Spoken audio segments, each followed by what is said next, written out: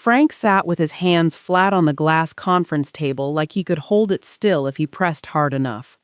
Ryan sat beside him, jaw tight, staring at a spot on the table like it might blink first if he waited long enough. The door opened. It was Aaron.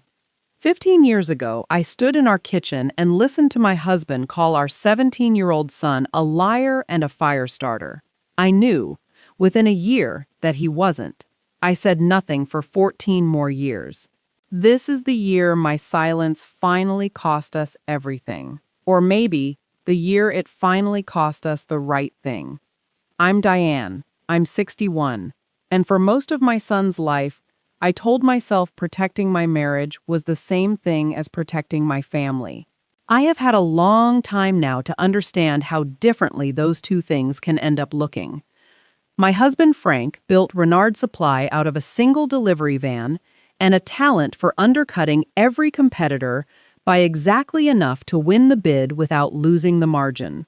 Construction supply, mostly regional contractors. He was proud of it the way men get proud of things they built with their own hands and then spend the rest of their lives making sure everyone remembers whose hands those were. I used to find that pride charming in the early years. I want to be honest about that.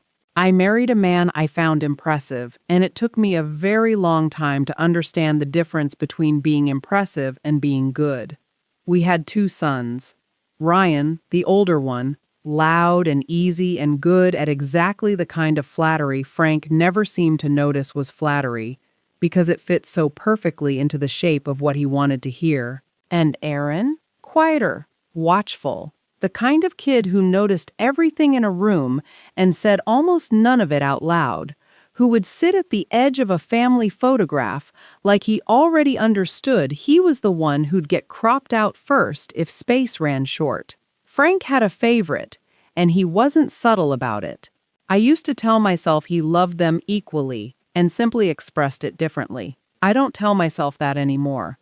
The night of the fire, Aaron was 17. He'd been helping close up the warehouse that Friday, same as most Fridays, the way he always did without being asked twice, because that was who he was even then. Ryan had been there too, 19, home from his first semester of college, smoking near the loading dock where he wasn't supposed to be smoking, 3 feet from chemical storage he'd been told 100 times to stay clear of. I don't need to walk you through the fire itself. You can imagine it, a whole season's inventory gone in under an hour. What matters, what has always mattered more than the fire itself, is what happened after. Frank came home that night already certain of the story before anyone had told it to him. That's the part I think about now. He didn't ask a single question on the drive back from the warehouse. He'd already decided, somewhere between the parking lot and our front door, exactly which son he was going to believe, and the facts hadn't even had a chance to catch up yet. Ryan met him at the door, shaking, and said Aaron had been messing around near the storage, that he'd told him to stop and Aaron hadn't listened. It took Frank about 90 seconds to believe it completely. 90 seconds.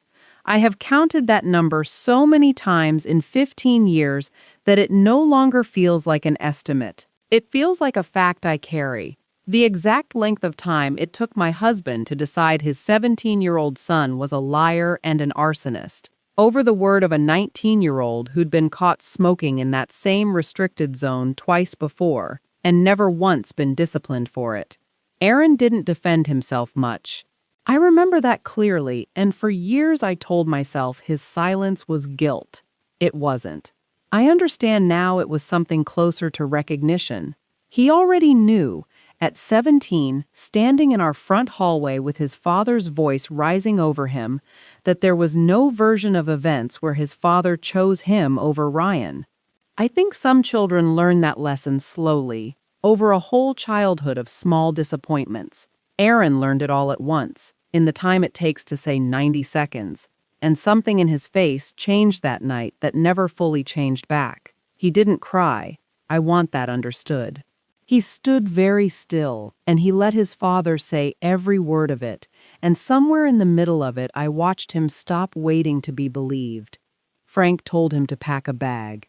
That night, 17 years old, no diploma yet, nowhere arranged to go, standing in his own bedroom with a duffel bag he'd used for camping trips, folding shirts he'd probably wear to whatever came next.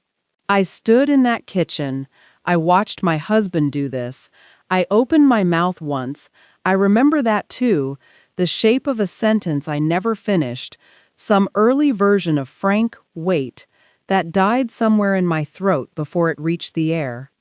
And I said nothing. If you've ever watched someone you love get blamed for something they didn't do, and stayed quiet because speaking up felt more dangerous in that exact moment than the silence, I want you to know I understand that feeling in my bones. Not in the abstract. In my actual bones, in the specific place under my ribs where I still feel it sometimes, even now. Tell me in the comments where you're watching this from tonight. I want to know how far this one travels, and how many of you are carrying something like it. There is no clean way to describe the years that followed, so I won't try to number them for you. I'll tell them to you the way they actually happened. The way time actually moves when you've lost someone you haven't technically lost. In a blur of ordinary days interrupted by small, specific moments that never let you fully forget. Aaron was working construction 2 states over under his mother's maiden name, Whitlock, because he didn't want anyone finding him through Frank's reputation, good or bad, and because, I think now, he didn't want to be found at all. Not yet. Not until he had something worth being found for.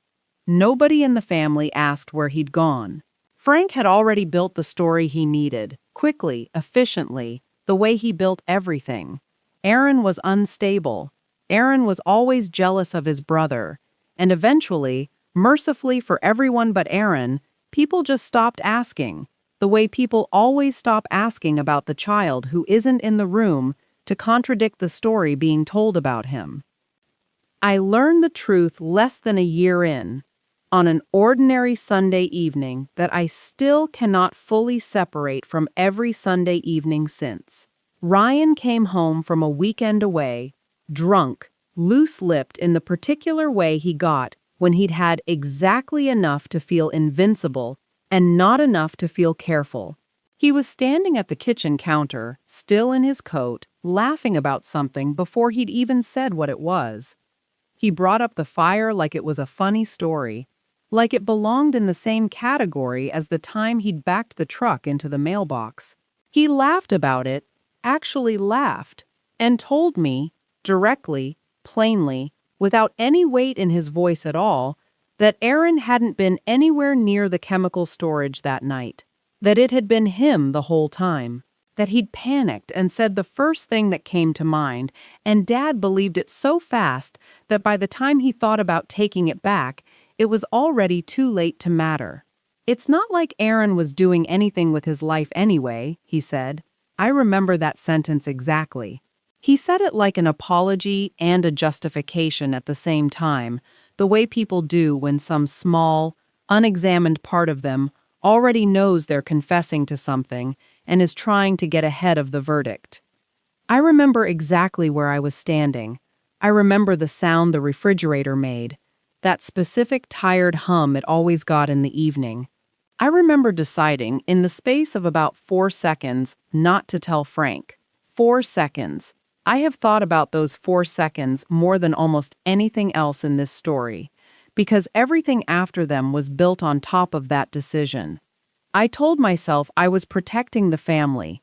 What I was actually protecting was the version of my marriage where my husband wasn't the kind of man who'd throw out an innocent child over a lie his favorite son told him without a single follow-up question. If I said something, that marriage ended, one way or another, that night, at that counter, over that laugh. So I let my other son carry a fire he didn't start, and I let him carry it alone, for far longer than I ever let myself think about in specific terms. I told myself for years that I would find the right moment. There is no right moment for a truth like that. There is only the moment you finally stop waiting for one. Time did what time does. It kept moving whether I was ready for it or not. A regional trade magazine, years later, ran a profile on a young supply distributor building a company from a single truck, the kind of profile that gets tucked between insurance ads and a feature on regional zoning law. I saw the photo before I saw the headline. I recognized the eyes before I let myself recognize the rest of the face. The particular stillness in them, the way he'd always looked at a room, like he was taking inventory of it rather than participating in it. I threw the magazine in the outside trash can before Frank got home from work, and I stood in the driveway for a moment afterward, not entirely sure why my hands were shaking.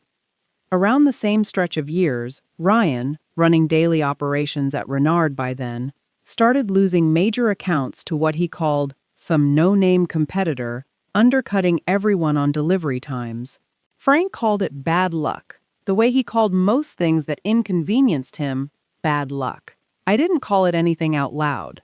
I just noticed, the way you notice a draft in a house before you ever find the crack it's coming through. My sister needed help with a hospital bill one winter, and Frank refused, calling it not our responsibility, the same tone he used for anything that asked something of him without offering something back. A check arrived in the mail 2 weeks later, unsigned. Covered the whole balance, down to the dollar. I told myself it was a clerical error from the hospital, some overpayment being refunded through an odd channel, and I cashed it, and I never asked another question I already half knew the answer to. I have never told my sister where I think that money actually came from.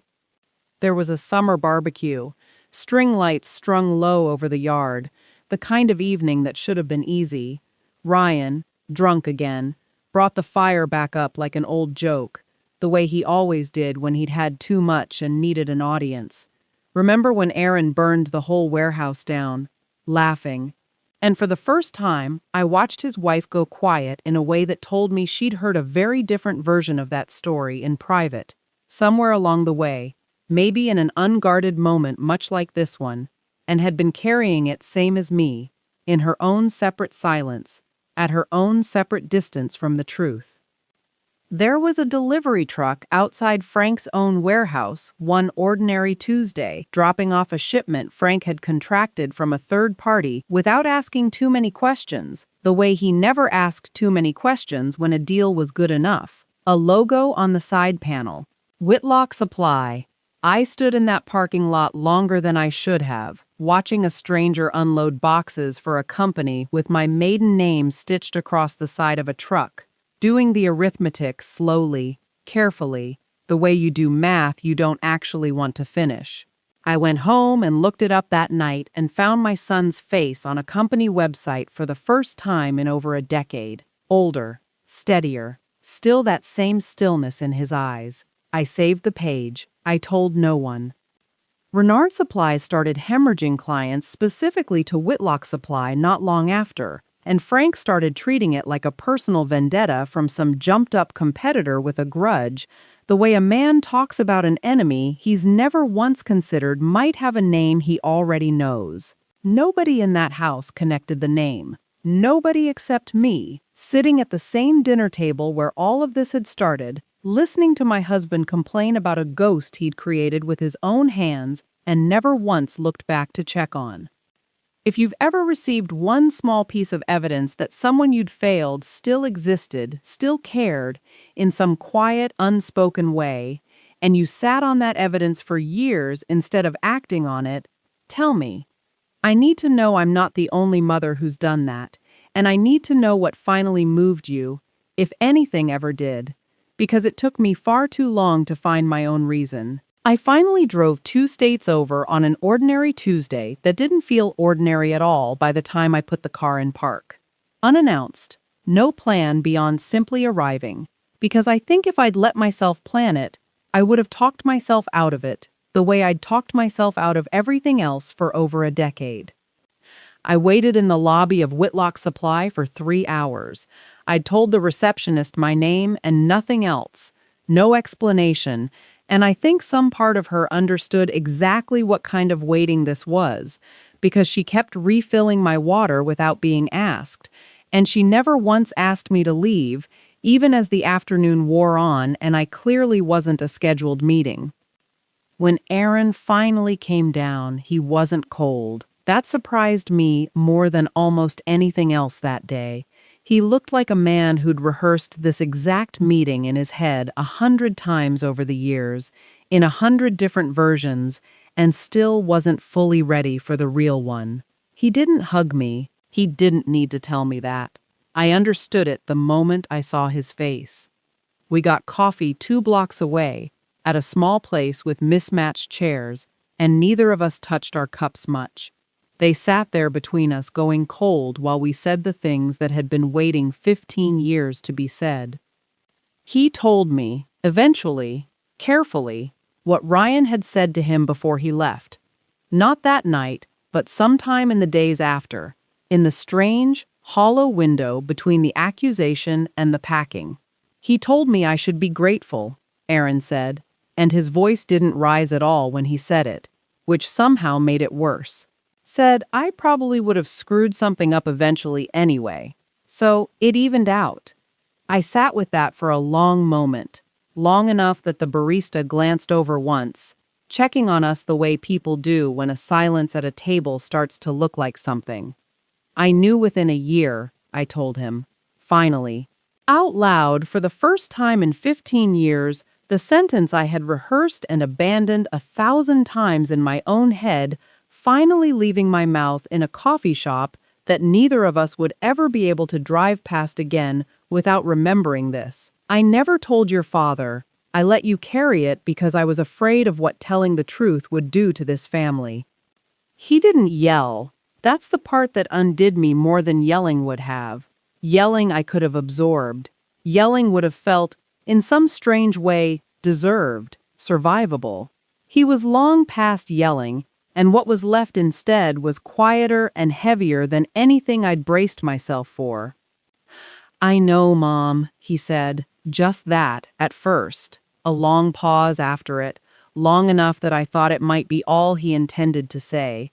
Then, quietly, like he was setting something down he'd been carrying so long he'd almost forgotten its weight. I've known you knew for about 10 years. That's the part I never forgave, he said. Not Dad. You. If you've ever realized your silence hurt someone more than the original lie did, sit with that for a second before we keep going, because that's exactly the chair I was sitting in, and I don't think I've fully stood up from it since. I want to tell you what I assumed, sitting in that coffee shop, because I think you're assuming the same thing right now, and I want to walk you through being wrong about it the way I was. I assumed Aaron had built his entire company as a slow-motion revenge plan. 15 years of patient, calculated strikes against his father's business. Every account he won a small, deliberate wound. He corrected me, gently, without any defensiveness in it at all. For the first 7 or 8 years, he said, Whitlock Supply wasn't even in the same region as Renard. Different market entirely. Pure coincidence of growth. 2 companies expanding toward each other from opposite directions with no idea the other existed until the maps finally overlapped. I never went after your family, Mom, he said. I just stopped hiding from mine. He turned his coffee cup a quarter turn on the table, an old habit I recognized from when he was small, thinking something through with his hands before his mouth caught up. It turned out he couldn't survive being seen next to me in the open market, where nobody was choosing based on who forgave who. When the overlap started, he made a deliberate choice not to pull back client accounts he was legitimately winning. Not out of revenge, he told me, and I believed him, because there was no heat in his voice when he said it, only a kind of tired clarity. Because for the first time in his entire life, people were choosing him over his father and his brother for being better. Not for being forgiven, not for being included, just better. The revenge, if you can even call it that, was never sabotage. It was simply existing, visibly, successfully, without asking anyone's permission to. And that, it turned out, was the one thing his father's pride could never survive standing next to. Which brings us back to that glass conference room. Renard Supply was collapsing by then. In the ordinary, unglamorous way businesses collapse, a slow accumulation of lost accounts and missed payments rather than any single dramatic failure. A mutual accountant, with no idea of the history between these two companies, referred Frank and Ryan to Whitlock Supply for a potential partnership that might save what was left of the business. They walked into that room expecting a stranger, a name on a letterhead, nothing more. Aaron walked in. I watched Frank's face go through every stage at once, faster than I'd have thought a face could move. Disbelief first, the particular blankness of a man whose mind hasn't caught up to what his eyes are already telling him. Then fury, quick and familiar, the same fury I'd watched cross that same face 15 years earlier in our kitchen. And then, as the reality of what he actually needed from this man settled in, something I had genuinely never seen on him before, something that looked almost like begging, dressed up in the last scraps of his dignity. He started the speech. I'd heard some version of it my entire marriage, the one where he rewrites the past into something reasonable, where he's the wounded party, where loyalty excuses everything he's ever done and everything he's ever failed to ask. Son, whatever's happened between us, he began, and I watched him reach for the word family the way he always reached for it, like a tool that had never once failed him. Aaron let him get about halfway through it. He didn't interrupt out of anger.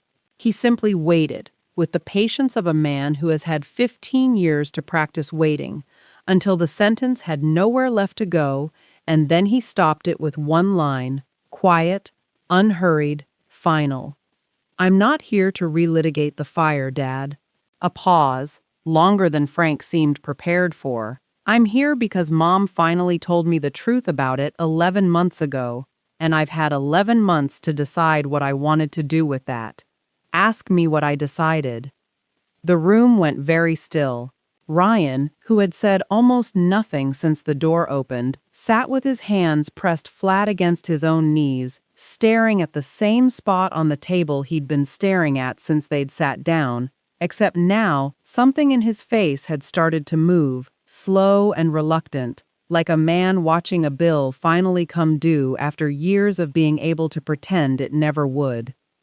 It was me, Ryan said, quiet, not defiant, not performing contrition for an audience the way his father performed everything, just quiet and small in a way I had never once heard my older son sound. The fire. It was me the whole time, and I let him take it, and I told myself for 15 years it didn't matter, because he'd have messed something up eventually anyway. He looked up, not at Frank, but at Aaron, and there was something raw in it that no amount of charm had ever let me see in him before. I didn't know you'd build all this. I told myself you'd disappear somewhere and it would just quietly be fine. I never once thought about where you actually went, what it actually cost you, until right now, sitting in this room, watching you not even need to raise your voice at us. He stopped. He didn't ask for forgiveness. To his credit, in that one moment, he didn't reach for the easy exit the way Frank always did. He just sat with it, the full weight of what one lazy, self-protecting sentence at 17 had cost his brother, laid out now in a boardroom neither of them could have imagined that night in the kitchen 15 years earlier. Aaron looked at him for a long moment. He didn't offer him anything. Not absolution, not anger, just a long, level look that said, as clearly as any words could have, I see you finally understanding it. That's not the same as it being over. Then he turned back to the table and to the business at hand, because some reckonings don't get a tidy bow, and this was one of them. Aaron agreed to a partnership, but not with Frank, not with Ryan. He offered to buy the failing business outright, keep every employee on payroll, foremen, drivers, office staff, people who'd had nothing to do with any of this and didn't deserve to pay for it, and structure the deal so Ryan was removed from any operational role entirely, citing his documented account losses and drinking. Plainly, without cruelty, the way you read a diagnosis rather than deliver a sentence. Frank was offered a consulting title with no real authority, enough to save face at the country club, nothing more. It wasn't cruelty, it was precision, the kind only a person who has spent 15 years thinking carefully about exactly this moment could deliver so cleanly. "I never forgave either of you," Aaron said, and his voice, when he said it, had none of the theater his father's would have had in the same sentence. Just fact, laid down plainly, the way you'd set something heavy on a table you'd been carrying a long time. "I just stopped needing you to know it. Today isn't forgiveness. It's just me reminding you why that matters. I didn't defend Frank. Not that day. Not since. I sat in that room and I let the silence hold exactly as long as it needed to, because for the first time in 15 years, I wasn't managing anyone's comfort but my own honesty. I spent 15 years protecting a marriage built on a lie my son paid for. He didn't come back for revenge. He came back to remind us that some things don't need forgiving. They just need, finally, to be seen. And maybe, if I'm honest, so did I. If you've made it this far with me, I suspect you already know why. Maybe you've been the quiet one, protecting a peace that was never really peace. Maybe you're the one who got blamed for something you didn't do, and you built something extraordinary in the years since, and you're still deciding what to do with what you know. Or maybe you're sitting somewhere tonight recognizing a piece of your own family in one of these people, and you're not entirely sure yet which one. If this story stayed with you after it ended, I'd love for you to subscribe and join me for the next one. There are more stories ahead that remind us how complicated family can be, and sometimes all it takes is one story to see our own lives a little differently. Until next time, be kind to yourself.